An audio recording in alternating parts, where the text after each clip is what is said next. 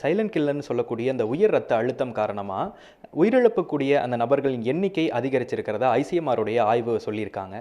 இந்த நிலையில் உயர் ரத்த அழுத்தம்னா என்ன மேடம்? உயர் ரத்த அழுத்தம் அப்படிங்கிறதுனா என்னென்னா, இரத்த குழாயில் ப்ரெஷர் ஜாஸ்தி ஆகிறது தான் உயர் ரத்த அழுத்தம்னு சொல்லுவோம். நார்மலாக பிபிங்கிறது 120/80 இருக்கணும். சப்போஸ் 130/80க்கு மேலே போகுது அப்படின்னா அது வந்து உயர் ரத்த அழுத்தம் அப்படிங்கிறதுக்கு அறிகுறி. இந்த உயர் ரத்த அழுத்தம் ஏற்பட முக்கிய காரணம்னா என்ன சொல்லலாமா? முக்கிய காரணங்கள்னு பார்த்தீங்கன்னா, ஃபஸ்ட்டு ஓவர் வெயிட், அதாவது உடல் பருமன் ஜாஸ்தி ஆகிறது. இப்போ இருக்கிற ரீசெண்டாக இருக்கிற ட்ரெண்ட்ஸ் எல்லாம் எப்படின்னா பார்த்தீங்கன்னா, லைக் 24 ஹவர்ஸ் வந்து வீட்லேயே உட்காந்துட்டு சாப்பிட்றது, ஃபிசிக்கல் ஆக்டிவிட்டி கம்ப்ளீட்டாக இல்லாமல் இருக்கிறது. தென் தூக்கம் செகண்ட் வந்து இம்பார்ட்டண்ட்டான விஷயம் வந்து லேட்டாக தூங்கி காலையில் சீக்கிரமாக எழுந்திரிக்கிறது. 7 ஹவர்ஸ் ஆஃப் ஸ்லீப்புங்கிறது வந்து ரொம்ப இம்பார்ட்டண்ட். அதை இப்போல்லாம் யாருமே ஃபாலோ பண்ணுறதே கிடையாது. ஸோ தூக்கம் வந்து கம்மியாக இருக்கிறனால இந்த உயர் ரத்த அழுத்தம் வரலாம். தென் ஆல்கஹால், ஸ்மோக்கிங், கெஃபைன் ட்ரிங்க்ஸ் ஜாஸ்தியாக எடுக்கிறது.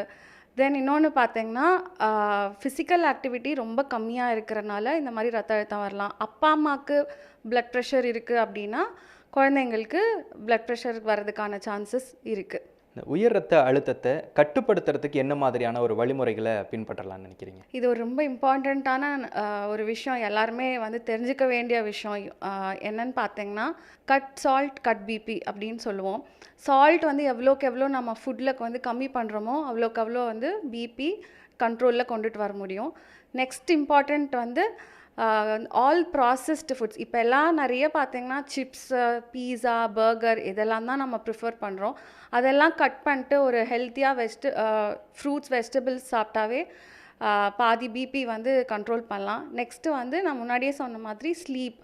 நம்ம லைக் இப்போது ரீசெண்டாக ஒரு ஸ்டடியில் வந்து என்ன கண்டுபிடிச்சிருக்காங்க அப்படின்னா, less sleep more chances of high blood pressure. Like sleep வந்து less than 7 hours of day தூங்குறவங்களுக்கு over the time high blood ப்ரெஷருக்கான சான்சஸ் வந்து ரொம்ப ஜாஸ்தி. தென் இன்னுமே வந்து இன்னும் 5 ஹவர்ஸ்க்கும் கம்மியாக தூங்குறவங்களுக்கு 100% பிபி வரக்கான சான்சஸ் ஜாஸ்திங்கிறது இப்போ ரீசண்டாக ஒரு ஸ்டடியில் வந்து கண்டுபிடிச்சிருக்கோம். ஸோ இப்போ வந்து எல்லாம் பார்த்தீங்கன்னா 24/7 ஃபோன் வந்து எல்லாருமே எதுக்கு இருக்கோ இல்லையோ ஃபோன் எல்லார் கையிலையும் இருக்குது. அண்ட் தூக்கம்லாம் வரலன்னா எண்ட்லெஸ் டைம் வந்து லைக் ஸ்க்ரால் பண்ணுறது, சோஷியல் மீடியாவில் இருக்கிறது, அந்த மாதிரி ஒரு ஹேபிட்ஸ் எல்லாம் ப்ரிவெண்ட் பண்ணால் ஹைப்பர் டென்ஷனை வந்து கண்ட்ரோல் பண்ண முடியும். ஹைப்பர் டென்ஷன் இருக்கிறத எப்படி கண்டுபிடிக்க முடியும்? என்ன மாதிரியான பரிசோதனைகள்லாம் இருக்குது? அதே போல் இதற்கான அந்த அறிகுறிகளாக என்ன இருக்குமே? சப்போஸ் ஒருத்தருக்கு வந்து ஹைப்பர் டென்ஷன் இருக்குது அப்படின்னா அவங்களுக்கு தலைவலி ஜாஸ்தியாக வரும், ரொம்ப கான்சென்ட்ரேட் பண்ண முடியாது, ஒரு மாதிரி கன்ஃபியூஸ்டாக இருக்கும்.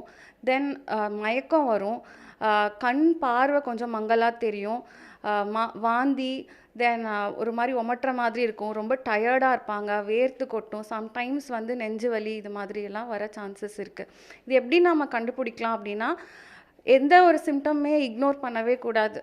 முடிஞ்ச வரைக்கும் இதை மாதிரி ஏதாவது ஒரு அறிகுறிகள் இருந்ததுன்னா உடனே டாக்டரை போய் கன்சல்ட் பண்ணும். That is very important.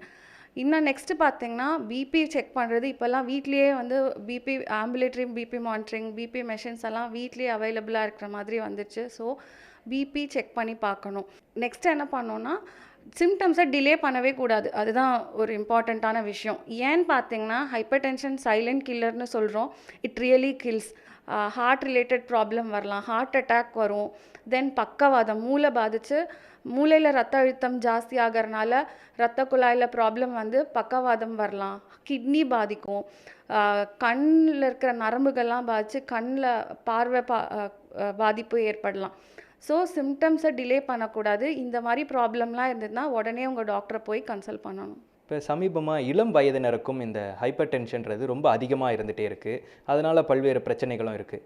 அவங்க இதில் எந்த அளவுக்கு ஒரு கான்சன்ட்ரேட்டாக இருக்கணும்னு நினைக்கிறீங்க? இப்போ யங் ஏஜ்லேயே ஹைப்பர் டென்ஷன் வந்துருச்சுன்னா இன்னும் போக போக டிமென்ஷியா, தென் முன்னாடியே சொன்ன மாதிரி ஒரு ஹார்ட் ரிலேட்டட் காம்ப்ளிகேஷன்ஸ் எல்லாமே ஏர்லியாக வர்றதுக்கான சான்சஸ் இருக்குது.